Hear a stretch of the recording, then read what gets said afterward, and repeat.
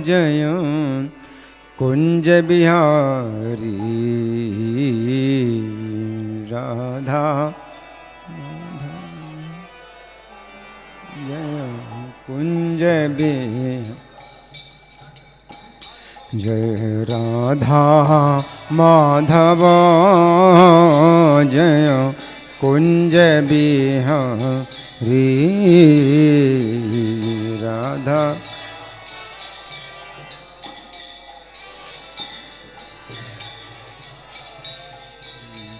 जय गोपी जन वल्लभ जय गिरिवर धरी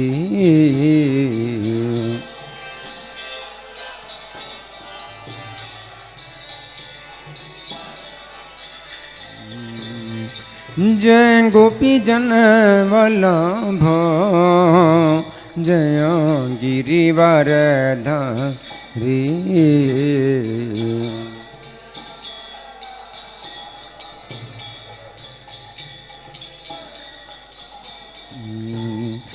जय यशोदानंदन जय ब्रज जन रंजन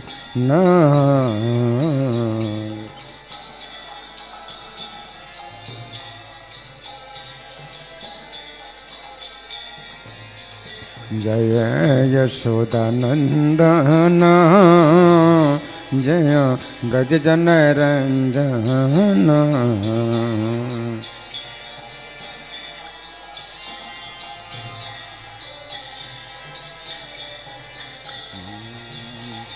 जय यमुना तीर बनचारी जय कुंज बिहारी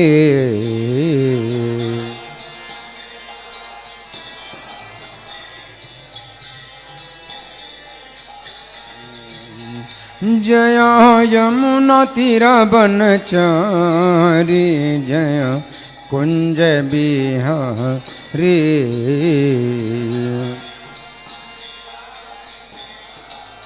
जय हो जय राधा माधव जय कुंज बिहारी राधा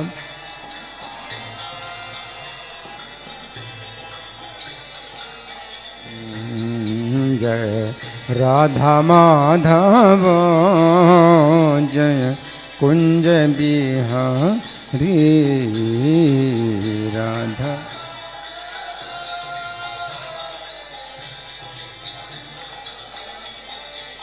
जय गोपी जन वल्लभ जय गिरिवर धरी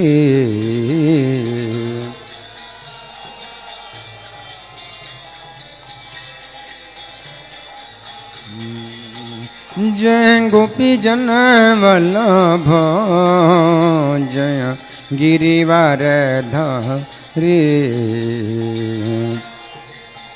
जय हो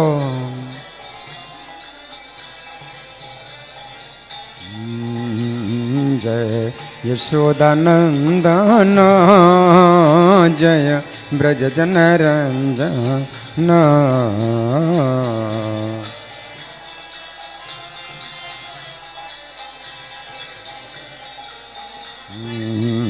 जय यशोदानंदन जय ब्रज जन रंजन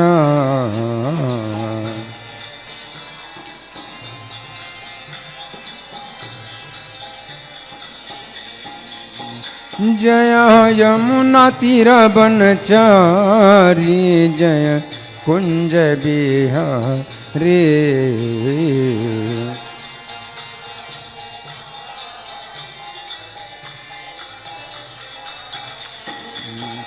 जय यमुना तीर बनचारी जय कुंज बिहारी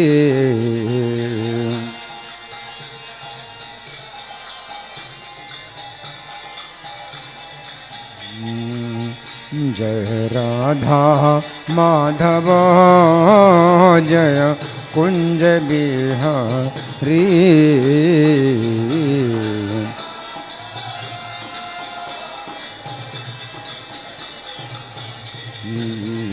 जय राधा माधव जय कुंज बिहारी।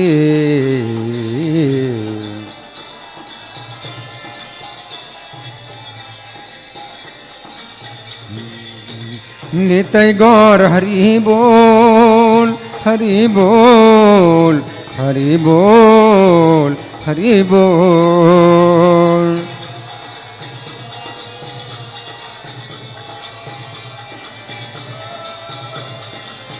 जय प्रभुपदा प्रभुपदा प्रभुपदा जय प्रभुपदा।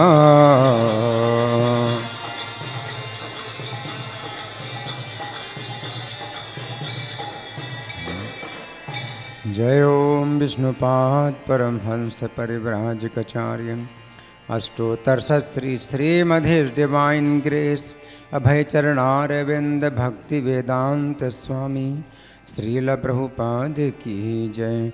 नित्य लीला प्रविष्ट ISKCON founder acharya saviour of the whole world जगत गुरु श्रील प्रभुपाद की जय। नामाचार्य हरिदास ठाकुर की जय। प्रेम से कहो श्री कृष्ण चैतन्य प्रभु नित्यानंदा श्री अद्वैत गदाधर श्रीवासादि गौर भक्त वृंद की जय। श्री श्री राधा पार्थ सारथी ललिता विशाखा गोप गोपिका श्याम कुंड राधा कुंड गिरि गोवर्धन की जय। श्री श्री गौरताय भगवान की जय। श्री श्री सीताराम लक्ष्मण हनुमान की जय। समवेत भक्त वृंद की जय। अनंत कोटि वैष्णव वृंद की जय। इस्कॉन वर्तमानाचार्य वृंद की जय। गौर प्रेमानंदे all glories to Simon devotees, all glories to Simon devotees, all glories to Simon devotees, all glories to Sri Guru and Gauranga। हरे कृष्णा। तो आज आप लोग जानते हैं कुछ विशेष दिन है हमारे वैष्णव कैलेंडर में कुछ लिखा हुआ है कुछ है? हाँ? क्या? क्या है? हैं?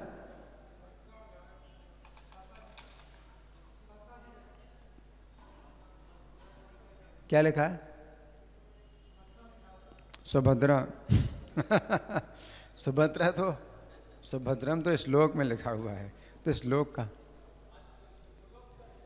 दुर्गा पूजा है। एक व्यक्ति ने बड़ी मुश्किल में बताया, कोई वैष्णव कैलेंडर देखता नहीं है।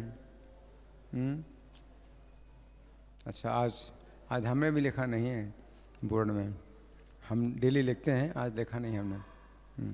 तो दुर्गा पूजा हमारे वैष्णव कैलेंडर में लिखा हुआ है, तो हम लोग तो नहीं करते, हम लोग दुर्गा जी की पूजा नहीं करते, लेकिन सूचना के लिए हमारे वैष्णव कैलेंडर में लिखा है दुर्गा पूजा।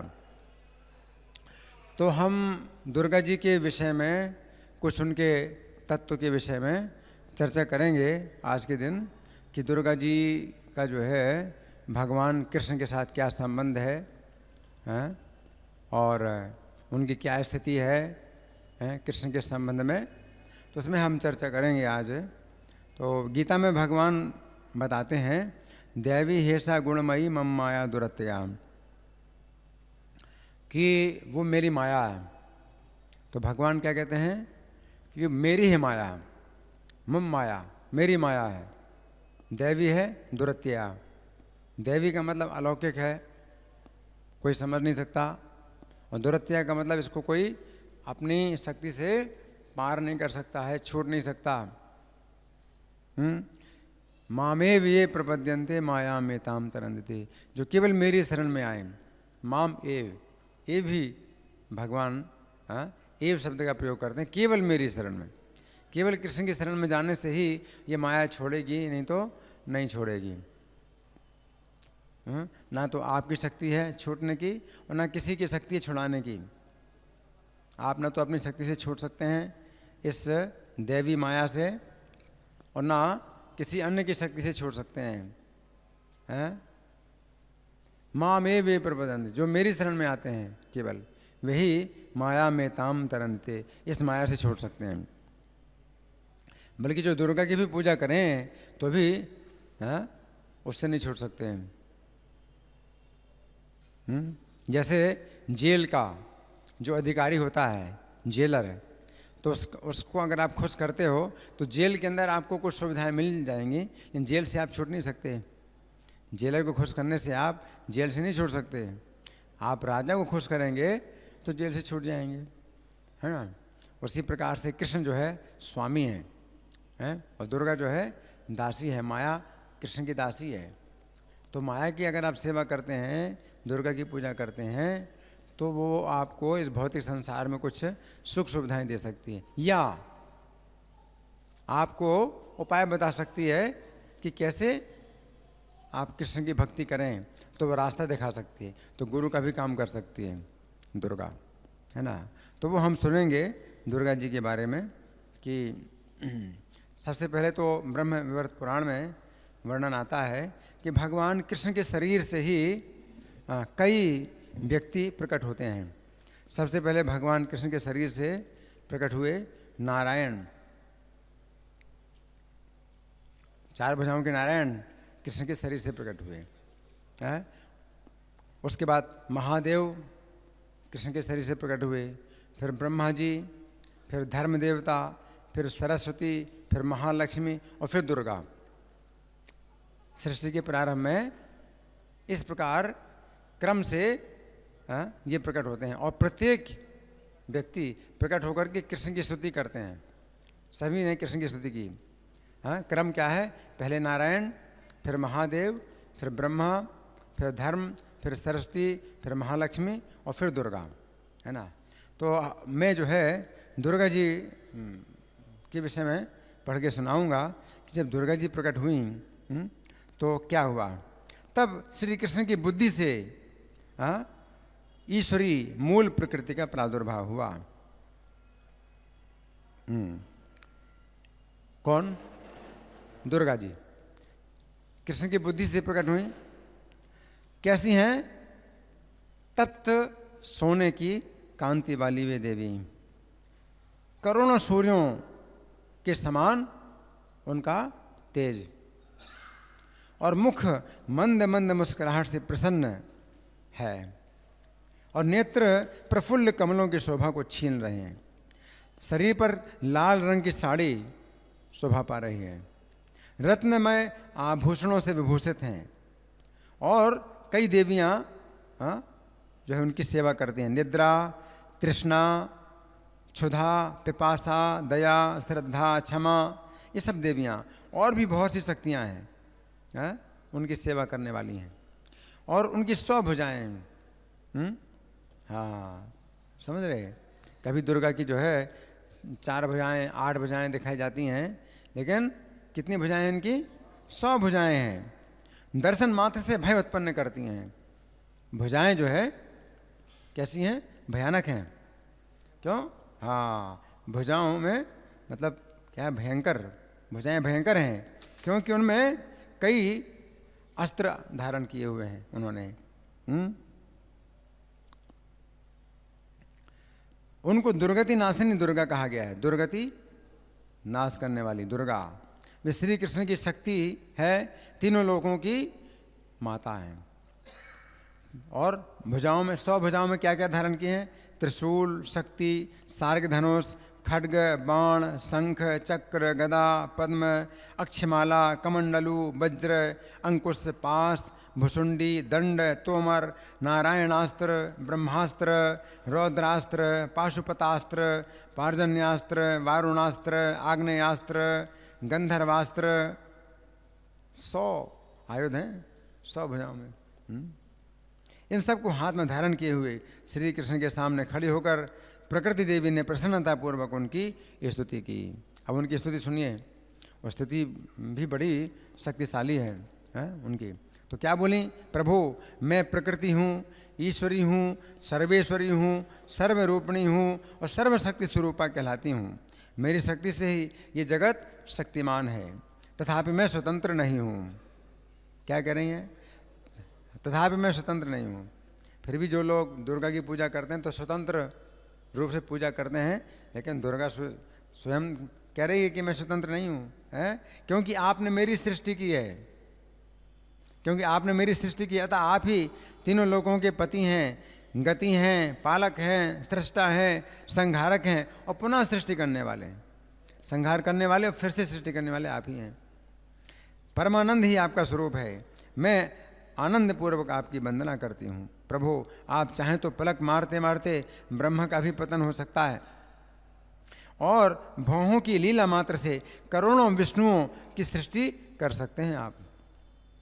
भौहों के केवल इशारे से ही करोड़ों विष्णुओं की सृष्टि कर सकते हैं। ऐसे आपके अनुपम प्रभाव का वर्णन कौन कर सकता है? आप तीनों लोगों के चराचर प्राणियों, ब्रह्मा आदि देवताओं और मुझ जैसी कितनी ही देवियों की खेल खेल में ही सृष्टि कर सकते हैं, है ना? ये सुनिए, दुर्गा जी स्वयं अपने मुंह से जो बोल रही हैं वो सुनो।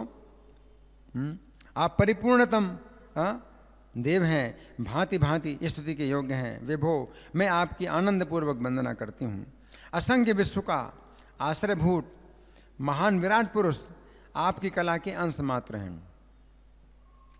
असंख्य ब्रह्मांड जिनके हैं शरीर में, वे महाविष्णु आपकी कला के अंश मात्र हैं। उन भगवान श्री कृष्ण को मैं आनंद पूर्वक प्रणाम करती हूँ।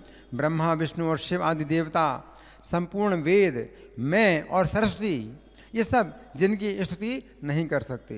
देखो, संपूर्ण वेद भी और मैं और सरस्वती भी जिनकी स्तुति करने में असमर्थ हैं और जो प्रकृति से परे हैं, उन आप परमेश्वर को मैं नमस्कार करती हूँ। वेद और श्रेष्ठ विद्वान लक्षण बताते हुए आपकी स्तुति करने में समर्थ नहीं है। भला जो निर्लक्ष्य हैं उनकी स्तुति कौन कर सकता है? ऐसे आप भगवान को मैं प्रणाम करती हूँ। ऐसा कहकर दुर्गा देवी श्री कृष्ण को प्रणाम करके उनकी आज्ञा से श्रेष्ठ रत्नमय सिंहासन पर बैठ गईं। भगवान कृष्ण कहा कि बैठिए, तो उनकी आज्ञा से बैठ गईं रत्नमय सिंहासन पर। जो पूजा काल में दुर्गा द्वारा किए गए श्री कृष्ण के इस स्तोत्र का पाठ करता है वो सर्वत्र विजयी और सुखी होता है। दुर्गा देवी उसका घर छोड़कर कभी नहीं जाती हैं। वो भवसागर में रहकर भी अपने यश से प्रकाशित होता रहता है और अंत में श्री हरि के परम धाम को जाता है। हरि बोल। देखो, ये स्तुति जो है दुर्गा जी की है। अच्छा, अब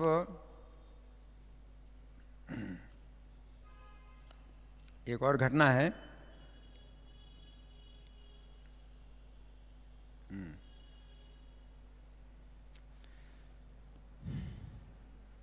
पूर्व काल में सृष्टि के समय भगवान विष्णु ने माया की सृष्टि की थी और अपनी उस माया द्वारा संपूर्ण विश्व को मोहित किया। वो माया देवी विष्णु की ही शक्ति है, इसलिए विष्णु माया कही गई है। प्राकृत प्रलय के समय वे अपनी माया से श्री कृष्ण में तिरोहित रहती हैं। प्राकृत प्रलय का मतलब ब्रह्मा जी की आयु जब समाप्त होती है।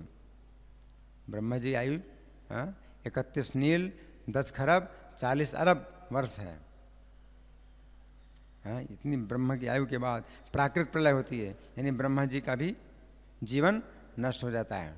तो उस समय ये श्री कृष्ण में ही तिरोहित रहती हैं।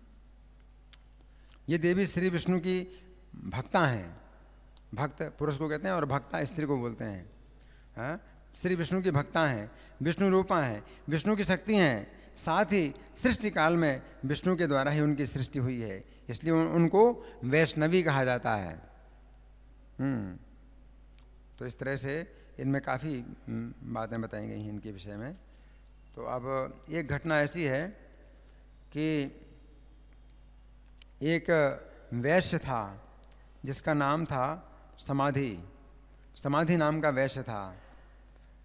तो उसके घर में जो उसकी स्त्री और उसके पुत्र थे, उन लोगों ने मिल करके उसको निकाल दिया, घर से बाहर निकाल दिया। तो वो वन में जो है भटक रहा था, लेकिन फिर भी वो विचार करता है कि मुझे अब क्या करना है। जिन्होंने मुझे घर से निकाल दिया है, मुझे उनसे क्या लेना देना। जिन पत्नी पुत्रों ने मुझे निकाल दिया है। लेकिन तो भी उसके मन में जो है बार बार चिंता होती उन्हीं के लिए कि उनका कैसा निर्वाह, उनका कैसे निर्वाह होगा, मेरे बिना उनका कैसे निर्वाह होगा। तो फिर वो यही सोचता है ना। तो श्री मेधस मुनि के बाद पास वो जाते हैं और पूछते हैं कि क्या कारण है कि जिन स्त्री पुत्रों ने मुझे घर से निकाल दिया है तो मेरा मन फिर भी उन्हीं की चिंता कर रहा है कि उनका कैसे पालन होगा, है ना। तो मेधस मुनि कहते हैं कि निर्गुण भगवान श्री कृष्ण की आज्ञा से दुर्लंघ त्रिगुणमयी विष्णु माया संपूर्ण विश्व को अपनी माया से प्रभावित करती है। वो कृपामयी देवी जिन धर्मात्मा पुरुषों पर कृपा करती है उन्हें दया करके परम दुर्लभ श्री कृष्ण भक्ति प्रदान करती है। दुर्गा वही कृष्ण भक्ति, वो कृपामयी देवी जिन धर्मात्मा पुरुषों पर कृपा करती है उन्हें दया करके परम दुर्लभ श्री कृष्ण भक्ति प्रदान करती है। ये हरि बोल। आपस में बातें कर रहे हैं आप लोग, इनको बोलो। यहाँ बैठ कर के आप लोग आपस में बातें कर रहे हैं, क्या तरीका है? सोचना चाहिए। यहाँ बैठ कर के बातें कर रहे हैं। क्या सुना? कृष्ण भक्ति प्रदान करती है हे राजन, परंतु जिन मायावी पुरुषों पर विष्णु माया दया नहीं करती है उन दुर्गतिग्रस्त जीवों को माया द्वारा ही मोह जाल से बांध देती है। तो ये मोह का जाल, जैसे समाधि वैश्य तो मोह के जाल में बंधा हुआ है। फिर तो वे जीव इस नश्वर और अनित्य संसार में सदा नित्य बुद्धि कर लेते हैं। ये मोह, अनित्य में नित्य की भावना करना, तो ये मोह पैदा करती है ये माया। जो अनित्य वस्तु है, अनित्य संसार है, इसी में नित्य की भावना।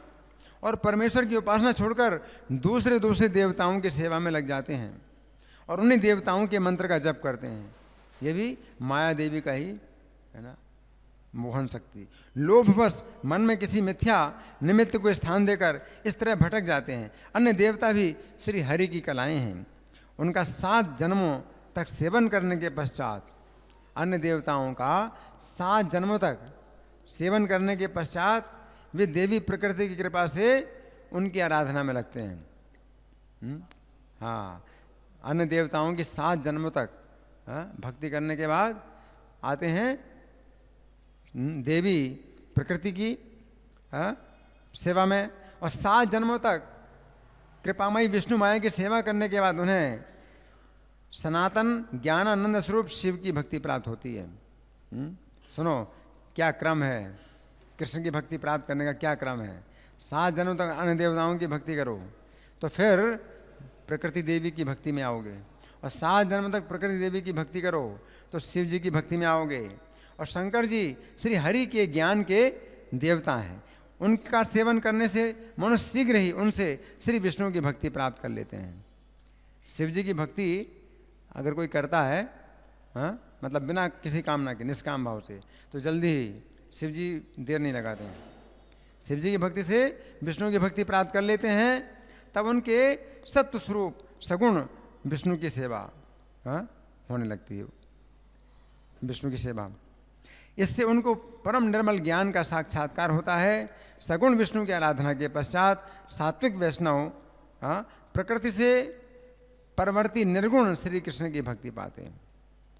तब वे साधु पुरुष श्री कृष्ण के मंत्र को ग्रहण करते हैं, उन निर्गुण देव की आराधना से स्वयं निर्गुण हो जाते हैं। वे वैष्णव पुरुष निरामय गोलोक में रहकर निरंतर भगवान की सेवा करते हैं और अपनी आँखों से अगणित ब्रह्माओं का विनाश देखते हैं।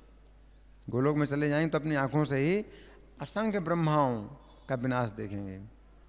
जो श्रेष्ठ मानव श्री कृष्ण भक्त से उनके मंत्र की दीक्षा ग्रहण करता है, वो अपने पूर्वजों की हजारों पीढ़ियों का उद्धार कर देता है।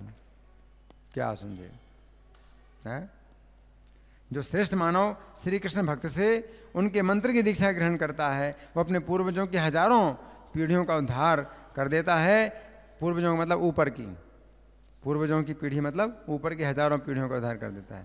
7 पीढ़ियाँ, 14 पीढ़ियाँ, 21 पीढ़ियाँ नहीं, हजारों पीढ़ियों का उद्धार कर देता है। और माता का और दास आदि का भी उद्धार करके गोलोक में चला जाता है। हरि बोल। महाभयंकर भवसागर में कर्णधार रूपणी दुर्गा है। दुर्गा देवी कर्णधार है। कर्ण का मतलब है पतवार, पतवार को धारण करने वाली।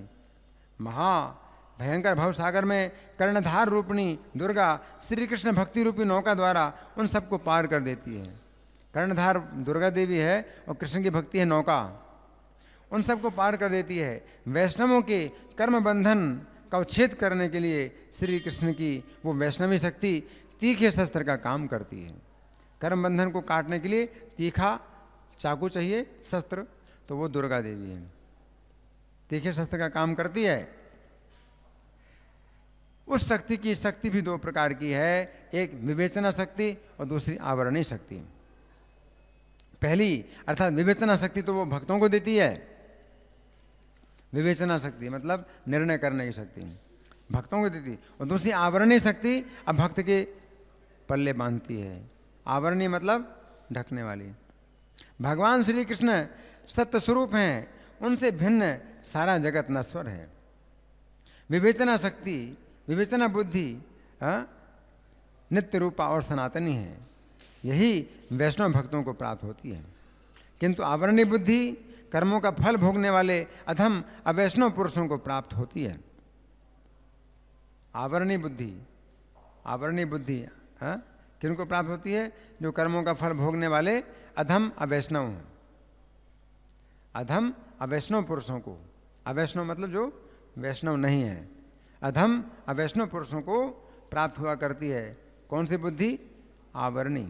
और विवेचना बुद्धि वैष्णवों को प्राप्त होती है। मैं प्रचेता का पुत्र और ब्रह्मा जी का पुत्र हूँ, मेधस मुनि कह रहे हैं। मेधस मुनि बताते हैं मैं प्रचेता का पुत्र हूँ, ब्रह्मा जी का पौत्र हूँ और शंकर जी से ज्ञान प्राप्त करके श्री कृष्ण का भजन करता हूँ, है ना। तो इस तरह से वे जो है मेधस मुनि उनको बताते हैं। तो इस तरह से क्या हुआ कि वो जो समाधि नाम के जो वैश्य थे, तो वो जो है देवी को प्रसन्न करने के लिए उपवास करने लगे। तो कृपामयी देवी उपवास से अत्यंत क्लेश पाते हुए वैश्य को निश्चेष्ट देख करके, उस देवी ने क्या देखा? उपवास से समाधि वैश्य निश्चेष्ट हो गया और श्वास रहित हो गया उपवास से। तो उसको देख करके समाधि वैश्य को उसे गोद में उठाकर दुख करने लगी, जैसे माता है ना, गोद में उठा करके दुख करने लगी और बार बार कहने लगी बेटा होश में आओ। दुर्गा देवी गोद में बैठा कर चेतन रूपणी देवी ने स्वयं ही उसे चेतना दी, चेतना दी। उस चेतना को पाकर वैश्य होश में आया और प्रकृति देवी के सामने रोने लगा। अत्यंत कृपामयी देवी उस पर प्रसन्न होकर कृपा पूर्वक बोली। अब श्री प्रकृति ने कहा बेटा तुम्हारे मन में जिस वस्तु की इच्छा हो उसके लिए वर मांगो। अत्यंत दुर्लभ ब्रह्मा का पद या अमरत्व, इंद्रत्व यानी इंद्र का पद, मनुत्व यानी मनु का पद, या संपूर्ण सिद्धियां जो चाहो ले लो। किसने कहा? दुर्गा जी ने कहा। किससे कहा? समाधि वैश्य से कहा मैं तुम्हें बालकों को बहलाने वाली कोई नश्वर वस्तु नहीं दूंगी। क्या बोली? मैं तुमको बच्चों को बहलाने वाली कोई नश्वर वस्तु नहीं दूंगी। हैं? बोली हैं? बोलो तुम क्या चाहते हो? बच्चों को बहलाने वाली कोई नश्वर वस्तु मैं नहीं दूंगी। नश्वर मतलब अनित्य वस्तु नहीं दूंगी। बोलो तुम क्या चाहते हो? वैश्य बोला माँ मुझे ब्रह्मा का पद या अमरत्व पाने की इच्छा नहीं है, उससे भी अत्यंत दुर्लभ कौन सी वस्तु है ये मैं स्वयं नहीं जानता। समर्पण कर दिया है, मुझे ये नहीं चाहिए, लेकिन उससे भी अत्यंत दुर्लभ कौन सी वस्तु है वो मैं नहीं जानता, वो मैं चाहता हूँ। जिसको मैं नहीं जानता हूँ वो मैं चाहता हूँ। अत्यंत दुर्लभ हो कोई चीज़ वो मुझे बताइए, ये मैं स्वयं ही नहीं जानता। यदि कोई ऐसी वस्तु हो तो वही मुझे अभीष्ट है, यानी मुझे चाहिए, वो मुझे चाहिए। अब मैं तुम्हारी शरण में आया हूँ, शरण में आया हूँ तो आप ही बताओ और आप ही दो मुझे। जो मेरे लिए सर्वश्रेष्ठ वस्तु हो आप ही बताइए और आप ही मुझे दीजिए। तुम्हें जो अभीष्ट हो वही मुझे दे दो। हे माता, तुम्हें जो अभीष्ट है, जो तुमको चाहिए वो मुझे भी दीजिए। अच्छा है ना विचार है। मुझे ऐसा वर देने की कृपा करो जो नश्वर ना हो और सबका सार हो। मुझे ऐसा वर देने की कृपा करो जो नश्वर ना हो और सबका सार हो। तो श्री प्रकृति ने कहा, बेटा मेरे पास तुम्हारे लिए कोई भी वस्तु अदेय नहीं है। अदेय मतलब जो मैं जो ना दे सकूं, कोई भी चीज़ ऐसी नहीं है। जो वस्तु मुझे अभीष्ट है वही मैं तुम्हें दूंगी, जिससे तुम परम दुर्लभ गोलोक धाम में जाओगे। हरि बोल हरि बोल। महाभाग वत्स, वत्स का मतलब होता है बछड़ा, है ना। तो गाय जो है बछड़े से प्रेम करती, वो वात्सल्य कहलाता है, स्नेह। महाभाग वत्स जो देवर्षियों के लिए भी अत्यंत दुर्लभ है, वो सबका सार जो ज्ञान है वो ग्रहण करो और श्री हरि के धाम में जाओ। भगवान श्री कृष्ण का स्मरण, वंदन, ध्यान, पूजन, गुण कीर्तन, श्रवण, भावन, सेवा और सब कुछ श्री कृष्ण को समर्पण, ये वैष्णवों की नवधा भक्ति का लक्षण है। ये भक्ति जन्म, मृत्यु, जरा, व्याधि और यम यातना का नाश करने वाली है। स्मरणम, वंदनम, ध्यानम, अर्चनम, गुण कीर्तनम, श्रवणम, भावनम, सेवा, कृष्णे सर्वे निवेदनम, एतदेव वैष्णवानां नवधा भक्ति लक्षणम। जन्म, मृत्यु, जरा, व्याधि, यमताड़न खंडनम।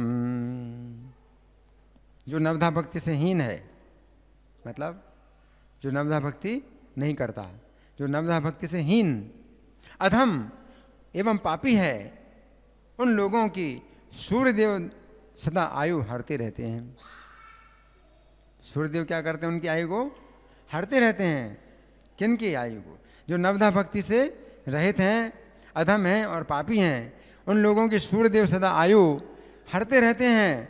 जो भक्त हैं और भगवान में जिनका चित्त लगा हुआ है, ऐसे वैष्णव चिरजीवी होते हैं, जीवन मुक्त होते हैं, निष्पाप होते हैं और जन्म आदि से रहित होते हैं।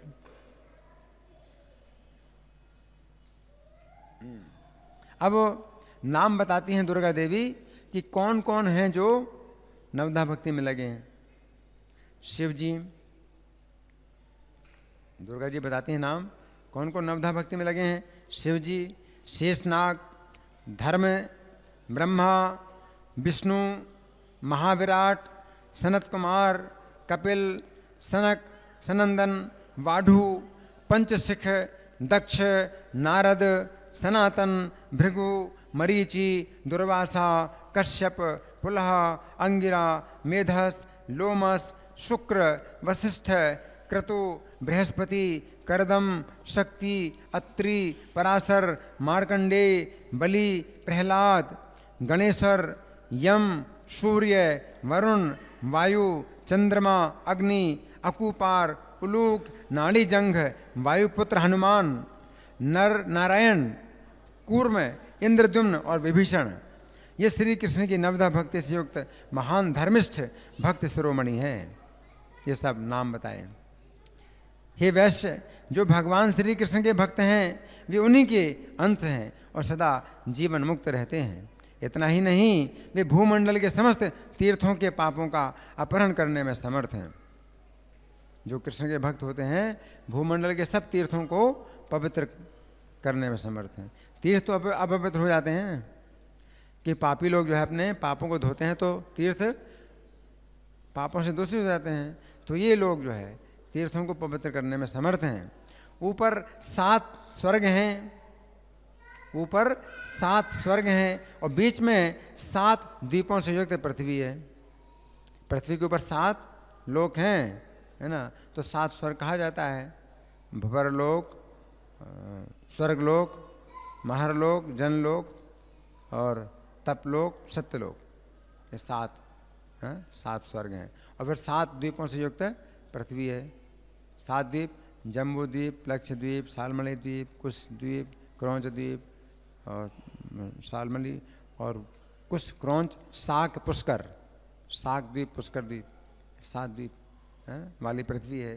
और फिर नीचे 7 पाताल हैं, है ना, अतल, वितल, सुतल, तलातल, महातल, रसातल, पाताल, 7 पाताल हैं। ये सब मिलकर ब्रह्मांड कहलाते हैं, ये सब मिलकर ब्रह्मांड कहलाते हैं। बेटा ऐसे ब्रह्मांडों की कोई गणना नहीं है।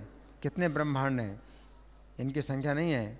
कितने ब्रह्मांड हैं, प्रत्येक ब्रह्मांड में पृथक पृथक ब्रह्मा, विष्णु, शिव देवता हैं, देवर्षि हैं, मनु हैं और मानव आदि हैं।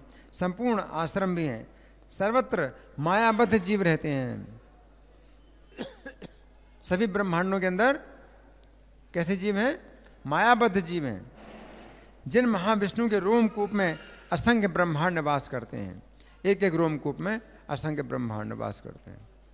जिन महाविष्णु की शरीर के एक एक रोमकूप में, एक एक रोमकूप में असंख्य ब्रह्मांड वास करते हैं, उन्हें महाविराट कहते हैं। वे श्री कृष्ण के 16वें अंश हैं। विष्णुर महान यस्य कला विशेषो गोविंदमादि पुरुषम तमहम भजामि। सबके अभीष्ट आत्मा श्री कृष्ण हैं, सत्य हैं, नित्य हैं, परम ब्रह्म स्वरूप हैं, निर्गुण हैं, अच्युत हैं, प्रकृति से परे एवं परमेश्वर हैं। तुम उनका भजन करो। कौन कह रहे हैं? दुर्गा जी कह रहे हैं। किससे कह रही हैं? समाधि वैश्य से। वे निरीह है, निराकार, निर्विकार, निरंजन, निष्काम, निर्विरोध, नित्यानंद और सनातन है। स्वेच्छामय और सर्वरूप हैं। स्वेच्छामय और सर्वरूप हैं। भक्तों पर कृपा करने के लिए ही वे दिव्य शरीर धारण करते हैं। परम तेज स्वरूप और संपूर्ण संपत्तियों के दाता वही हैं। ध्यान के द्वारा उन्हें बस में कर लिया जाए असंभव। ध्यान के द्वारा उनको बस में करना असंभव है। शिव आदि योगियों के लिए भी उनकी आराधना कठिन है। शिव आदि योगियों के लिए भी उनकी आराधना कठिन है। वे सर्वेश्वर, सर्वपूज्य और सबकी संपूर्ण कामनाओं के देने वाले हैं। सर्वाधार, सर्वज्ञ, सबको आनंद प्रदान करने वाले, संपूर्ण धर्मों के दाता हैं। सर्वरूप हैं, प्राण रूप हैं, सर्वधर्म स्वरूप हैं, सर्व कारण कारण हैं, सुख देने वाले, मोक्ष देने वाले, सार रूप हैं, उत्कृष्ट रूप संपन्न हैं। उत्कृष्ट रूप संपन्न हैं, भक्ति देने वाले हैं, दास देने वाले हैं।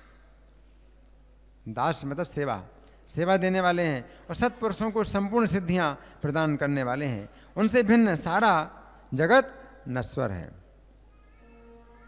उनसे भिन्न वे परात्परतर, शुद्ध, परिपूर्णतम है। बेटा तुम सुखपूर्वक उन्हीं भगवान अधोक्षज की शरण लो। दुर्गा कह रही है। कृष्ण ये 2 अक्षरों का मंत्र श्री कृष्ण की सेवा प्रदान करने वाला है। तुम इसे ग्रहण करो और दुष्कर सिद्धि की प्राप्ति कराने वाले पुष्कर तीर्थ में जाकर इस मंत्र का 10 लाख जप करो। इस मंत्र का 10 लाख जप करो। 10 लाख के जप से ही तुम्हारे लिए ये मंत्र सिद्ध हो जाएगा। ऐसा कहकर भगवती प्रकृति वहीं अंतर्धान हो गई। उन्हें भक्तिभाव से नमस्कार करके समाधि वैश्य पुष्कर तीर्थ में चला गया। पुष्कर में दुष्कर तप करके उसने परमेश्वर श्री कृष्ण को प्राप्त कर लिया। भगवती प्रकृति के कृपा से वो श्री कृष्ण का दास हो गया। हरि बोल, हरि बोल, है ना। तो हमने इतना ही सोचा था कि आप लोगों को सुनाना है ना। तो इतना तो हमने मतलब चर्चा कर दी। अब आप लोगों की ओर से कोई चर्चा है या कोई प्रश्न है? हाँ जी, आप। पुष्कर तीर्थ कहाँ पर है, कौन बताएगा? राजस्थान में है पुष्कर। और हाँ,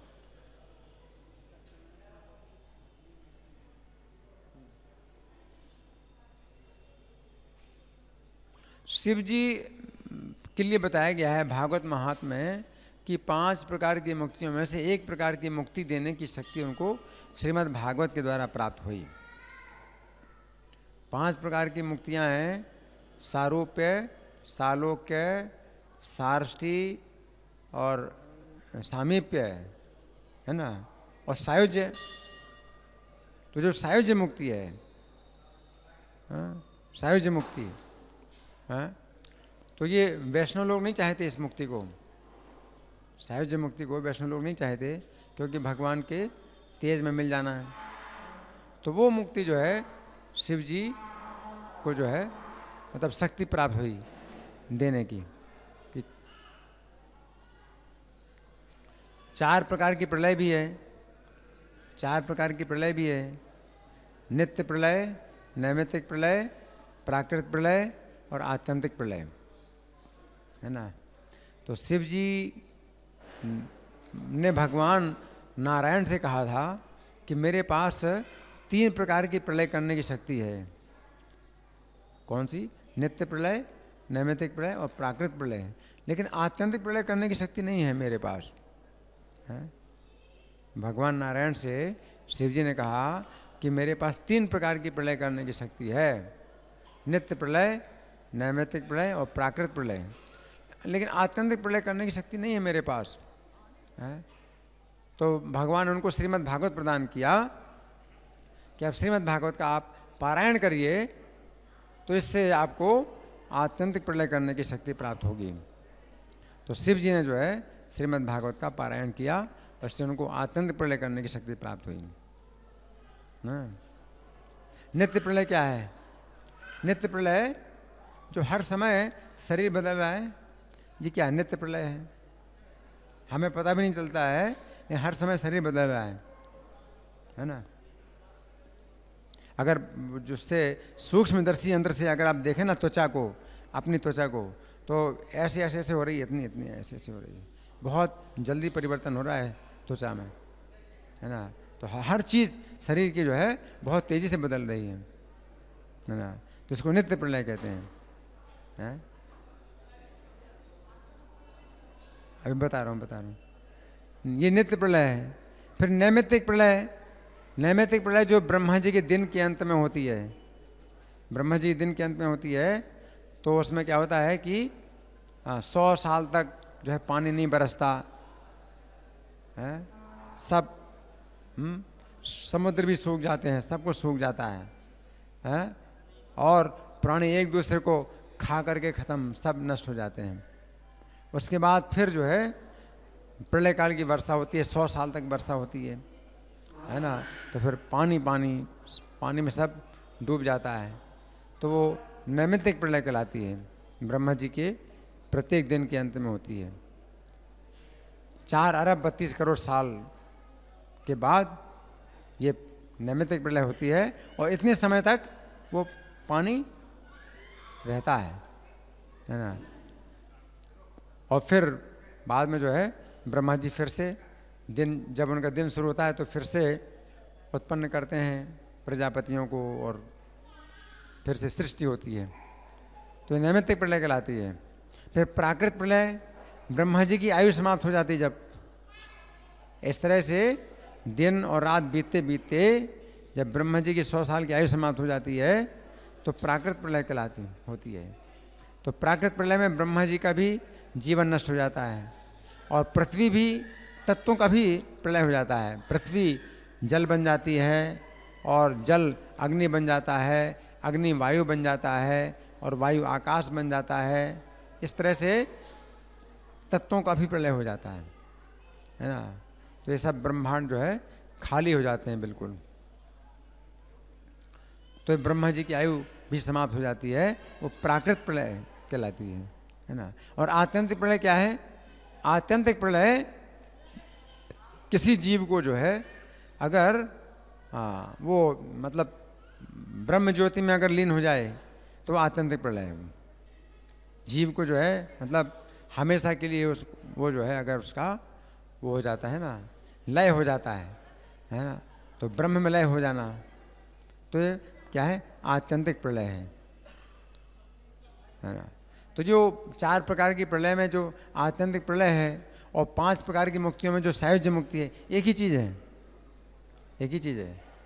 इसलिए वैष्णव लोग वो जो मुक्ति है, सायुज्य मुक्ति, उसको भी नरक के समान मानते हैं। केवल्यम नरकायत, नरक के समान मानते हैं, है ना। तो शिव जी को जो है ये मुक्ति देने की शक्ति है, या वो प्रलय, यही इसी को एक प्रकार की प्रलय भी कहते हैं, इसी को एक प्रकार की मुक्ति भी कहते हैं। 5 प्रकार की मुक्तियों में से एक जो मुक्ति है वही 4 प्रकार की प्रलय में से एक प्रकार की प्रलय भी है। तो शिव जी के पास ये शक्ति है। ठीक है ना। आपका प्रश्न।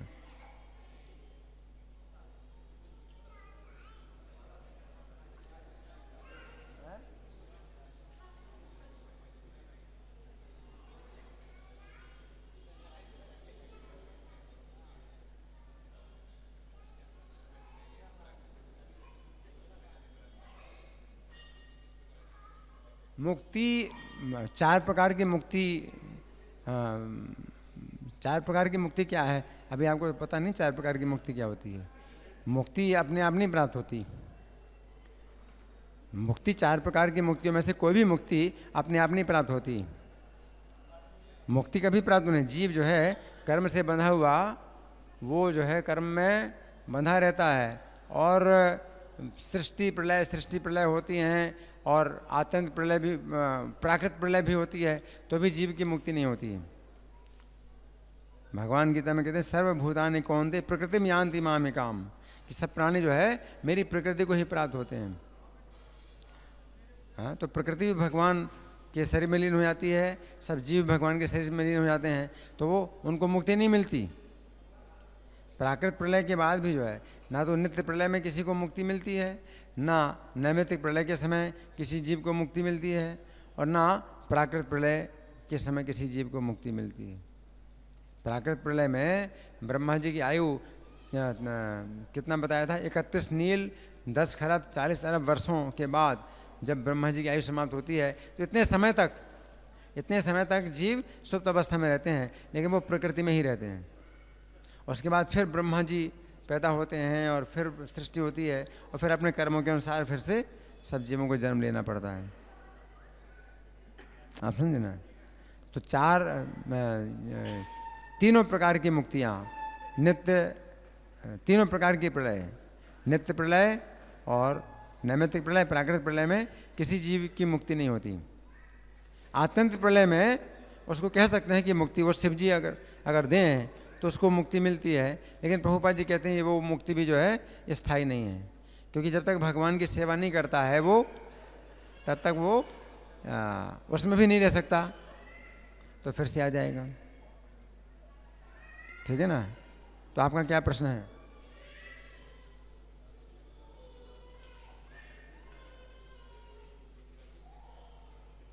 प्राकृतिक प्रलय, प्राकृतिक नहीं है, प्राकृत प्रलय। प्राकृत प्रलय में शिव जी का हाथ कैसे रहता है? तो शिव जी की अपनी शक्ति से वो जो है सब विनाश करते हैं, संहार करते हैं शिव जी। प्राकृत प्रलय में भी वो संहार करते हैं। और तत्व भी जो है ऐसे तो बताया गया, पृथ्वी तत्व जल तत्व में बन जाता है, जल तत्व अग्नि तत्व में बन जाता है, लेकिन उसमें भी शिव जी का हाथ होगा, हम लोग नहीं जानते कैसे ये शिव जी करते हैं। आपका प्रश्न? पिछले साल बता रहे थे आप दुर्गा पूजा पे राधा तंत्र नामक ग्रंथ में कोई ऐसा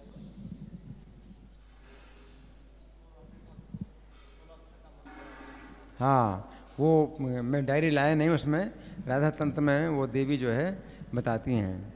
वो भक्त कहता है शृणु मातर महामाये, शृणु मातर महामाये महायोगिनी स्वरूपिणी,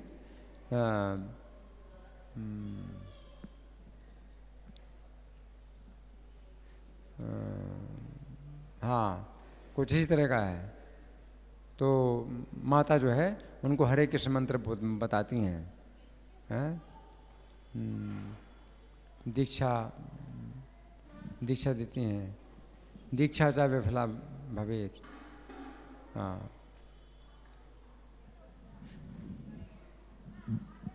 हाँ शृणु मातुर महामाये महायोगिनी स्वरूपिणी हरि नाम नो महामाये क्रमम मद सुरेश्वरी। क्या आप हरि नाम का को आप क्रम से बताइए, है ना। तो फिर जो है देवी उनको हरे कृष्ण मंत्र प्रदान करती हैं, 16 नाम का जो है मंत्र प्रदान करती हैं। वो डायरी में लिखा हुआ है, मैं लाया नहीं। मैंने सोचा कि इसी में पूरा टाइम हो जाएगा, लेकिन ये तो जल्दी समाप्त हो गया मैं, तो इसलिए मैं लाया नहीं है। ये ब्रह्म है, विवर्त पुराण।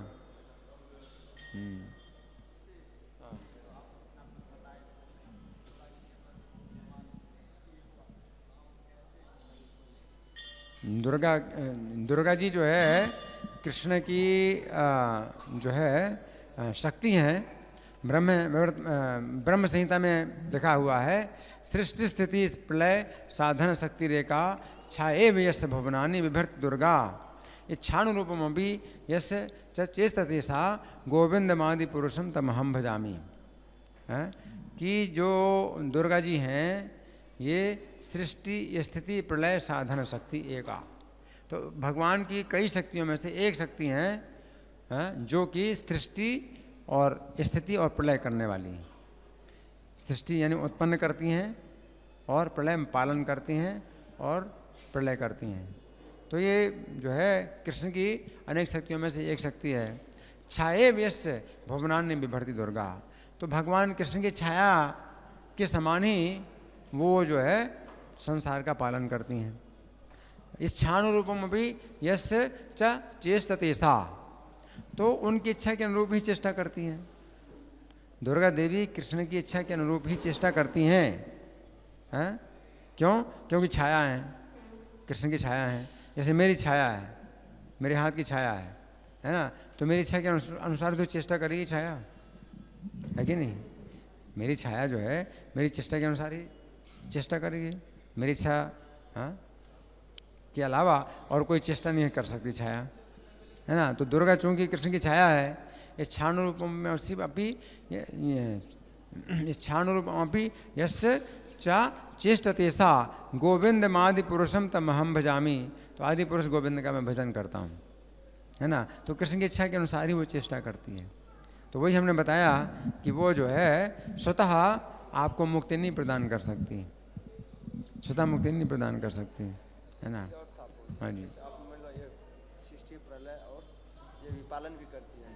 तो कई जगह कई लेक्चर में प्रभुपाद जी बताते हैं एको विदधाति, ये कामन है कि विष्णु ही एक पालन करता है। एको विदधाति कामान कामान ऐसे करके श्लोक हमेशा कोट करते हैं प्रभुपाद जी। एको विदधाति कामान नहीं, नित्यो नित्यानाम चेतनस चेतनानाम एगो बहुनाम यो विदधाति कामान, है ना। तो ये तो कृष्ण के लिए है, नित्यो नित्यानाम चेतनस चेतनानाम एको बहुनाम यो विदधाति कामान। तो यही मतलब सबकी कामनाएं पूरी करने वाले हैं। और जो दुर्गा देवी है ये सृष्टि उत्पन्न करती हैं। अब प्रश्न उठता है कि ब्रह्मा जी सृष्टि उत्पन्न करते हैं और दुर्गा को कहा कि पालन करती हैं, लेकिन विष्णु जी पालन करते हैं। फिर दुर्गा को कहा गया है कि संहार करती हैं, लेकिन शिव जी संहार करते हैं। तो अब इसको कैसे समझें? इसको हमें ऐसे समझना है कि सत्वगुण रजोगुण तमोगुण ये प्रकृति से उत्पन्न होते हैं, है ना। तो इनके द्वारा ही जो है रजोगुण के द्वारा ही ब्रह्मा जी सृष्टि करते हैं, है ना। तो अब रजोगुण के द्वारा सृष्टि होती है या ब्रह्मा जी के द्वारा सृष्टि होती है, दोनों बातें कह सकते हैं। तो दुर्गा देवी सृष्टि करती हैं या ब्रह्मा जी सृष्टि करते हैं। अगर वो है तो रजोगुण में अवतार ब्रह्मा जी का, तो इसलिए ब्रह्मा जी के द्वारा भी सृष्टि कहा जाता है कि होती है, और दुर्गा जी रजोगुण के द्वारा सृष्टि उत्पन्न करती हैं। उसी प्रकार से सतोगुण, तो दुर्गा जी से सतोगुण पैदा होते हैं और शिव जी सतोगुण में सृष्टि का पालन करते हैं। तो विष्णु के द्वारा भी सृष्टि का पालन होता है, ये भी कहा जा सकता है। और दुर्गा जी अपने सत्वगुण के द्वारा पालन करती हैं, है ना। इसी प्रकार शिव जी हैं, तमोगुण को स्वीकार करते हैं, तमोगुण के द्वारा संहार करते हैं। तो दुर्गा तमोगुण के द्वारा संहार करती हैं, शिव जी तमोगुण के द्वारा संहार करते हैं। इस तरह से कह सकते हैं। अच्छा चलो आप जो है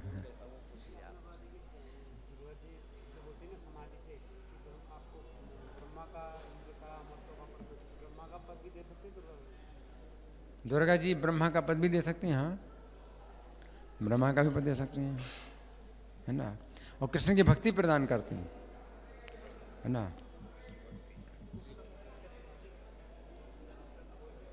समय पहले बहुत ही सुंदर व्याख्या की थी श्लोक की, जिसमें कि आया था कि धर्म कुछ ऐसा, मोक्ष भी शब्द आया था, चारों चीज़। तो आपने बताया था कि वास्तव में तो ये प्रिय है, प्रिय, पर इसमें श्लोक में आया है ये कि ये श्रेय है।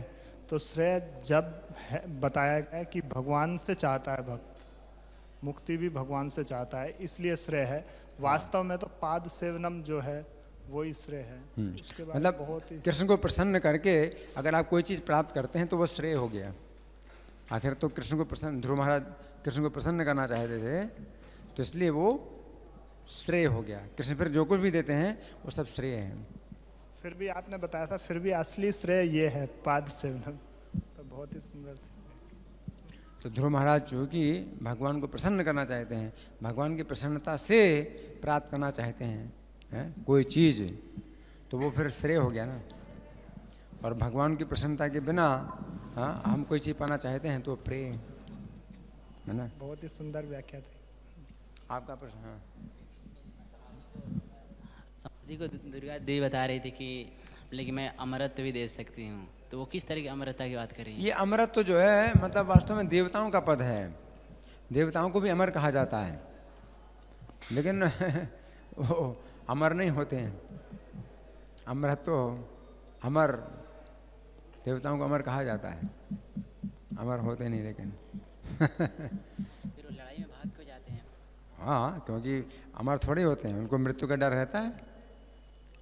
अमर कहा जाता है वो मनुष्यों की तुलना में। मनुष्य मर्त्य हैं, मनुष्यों को मर्त्य कहा जाता है ना। मृत्यु बहुत सस्ती है, कभी भी मृत्यु हो जाए, जरा सा कुछ हो जाए, श्वास बंद हो जाती है, तुरंत बंद हो जाती है श्वास, तो मरते हैं। तो इस तरह से वो नहीं है, तो उस तुलना में उनको अमर कहा जाता है। ये एक तुलनात्मक शब्द है अमर। देवता मर नहीं सकते है, मर नहीं सकते हो। वही तो मैं समझा रहा हूँ, उनको अमर कहा जाता है लेकिन अमर नहीं होते वो। वही तो मैं बता रहा हूँ। अमर का तो मतलब यही तो कि जो मरता नहीं है, लेकिन यहाँ पर देवताओं को अमर कहा जाता है तो इसका ये मतलब नहीं है कि वो अमर हैं। उनको मृत्यु का डर रहता है, ये तो मैं बता रहा हूँ। उनको मृत्यु का भय रहता है। मृत्यु के भय से वो छूटे नहीं हैं। हाँ जी। जैसे दुर्गा जी वो बता रही है कि देखो कृष्ण का भक्त कौन कौन है, कृष्ण का भक्त का सब, उसमें अग्नि का भी नाम आया, वरुण देवता का भी नाम आया है। जबकि ये तीनों लोग भौतिक जगत है और ये भी अनित्य है। देवता का भी पद, मतलब ये जैसे नेता लोगों का कुर्सी छीनता वैसे उनका, तो हम इसको कैसे समझे? वो भी पद नहीं, अगर जो है दुर्गा देवी बता रही हैं तो इस पद में कोई कोई व्यक्ति जो है मतलब इसका सदुपयोग करते हैं, तो पद तो फिर बाद में छोड़ेंगे तो भगवान के गोलोक धाम में जाएंगे। वो कोई भी जीव जो है देवता का पद पा लेता है, उस पद का अगर वो सदुपयोग करता है और कृष्ण की भक्ति में लगता है, तो जब उनका पद बदलता है, वो पद छोड़ते हैं, तो वो गोलोक धाम में चले जाएंगे। ठीक है ना। एक चीज और था, प्रभु जी बता रहे थे कि ब्रह्मा जी का पद किसी को भी दे सकते हैं। प्रभु जी का भी क्वेश्चन था ना। हाँ। ब्रह्मा जी का, तो यहाँ पे भगवद गीता में शायद पढ़ा था कहीं, वो बता रहे हैं कि कभी कभार ब्रह्मा की योग्यता के लिए कोई पुरुष नहीं मिलता तो भगवान स्वयं ब्रह्म बन जाते हैं। भगवान स्वयं ब्रह्म बनते हैं। कभी इंद्र भी भगवान बनते हैं, अगर कोई इंद्र भी अगर उस पद की योग्य नहीं होता है। योग्यता का मतलब किसी जीव की इच्छा भी हो और उसकी योग्यता भी हो, दोनों बात है। तो ज़्यादातर भक्त लोग जो है इंद्र का पद पाना नहीं चाहते हैं, तो भगवान के धाम में चले जाते हैं। तो उनकी इच्छा ही नहीं है, तो फिर योग्यता की फिर बात नहीं उठती कि भाई योग्यता है कि नहीं। इसमें दक्ष का भी नाम आया है, जैसे कि वो भी करते हैं। हाँ, दक्ष भक्त हैं। दक्ष भी बदलते रहते हैं, प्रत्येक कल्प में बदलते रहते हैं। तो जिस कल्प है उस कल्प की बात आई है। ठीक है ना। तो ये जो कथा है वो कुछ दूसरे कल्प की है, कल्प भेद से जो है ये सब बातें आती हैं। ठीक है, आपका प्रश्न। हाँ, भगवद गीता के तात्पर्य में एक जगह एक श्लोक को कोट करते हुए प्रभुपाद जी कहते, ब्रह्मा जी के लोक में जाने के बाद जब उन्हों की शरीर छोड़ने की टाइम होता है तो जो उनके साथ में भक्त होते हैं सारे भगवान के धाम में चले जाते हैं। सब ब्रह्मणा देवा, ब्रह्मा जी क्या, फिर से बोलो। ब्रह्मा जी के लोक में जितने भी पहुँचते हैं तो ब्रह्मा जी की जब शरीर छोड़ते हैं तो सारे वो भी और ब्रह्मा जी भी सब भगवत धाम चले जाते हैं वहाँ से। 8 का 16 वो निर्भर करता है ब्रह्मा जी मतलब कैसे हैं, क्योंकि अगर ब्रह्मा जी शुद्ध भक्त हैं तो उनकी संगति में फिर वो जाएंगे, लेकिन अगर ब्रह्मा जी शुद्ध भक्त नहीं हैं किसी कारण से, है ना, तो फिर वो भी कर्म में बंधेंगे। वो वाले जो यहाँ से जाते हैं जी, जो इधर से भक्ति करते हुए धीरे धीरे जाते हैं ना हाँ, ब्रह्मा जी के लोक तक, तो वहीं पे रहते हैं पूरा समय तक, ब्रह्म लोक में रहते हैं। हाँ फिर चले जाते हैं। हाँ, तो मतलब होना चाहिए भक्तों का संग। अगर हमने भक्तों के संग की प्रार्थना की है तो हमें फिर वहाँ भक्तों का संग मिल सकता है, और वो ऊपर ऊपर उठते हैं फिर, ठीक है ना।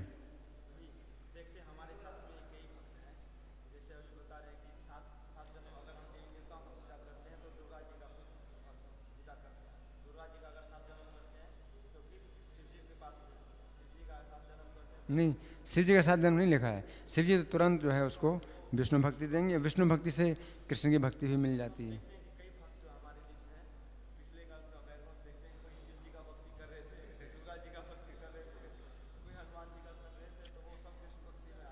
लेकिन वो होना चाहिए निष्काम भक्ति, कुछ होना चाहिए इस तरह से, नहीं तो है जी। हाँ, वो तो है ही है, इसलिए इतना लंबा चक्कर क्यों करें। ठीक है, धन्यवाद। ग्रंथराज श्रीमद् भागवतम की जय।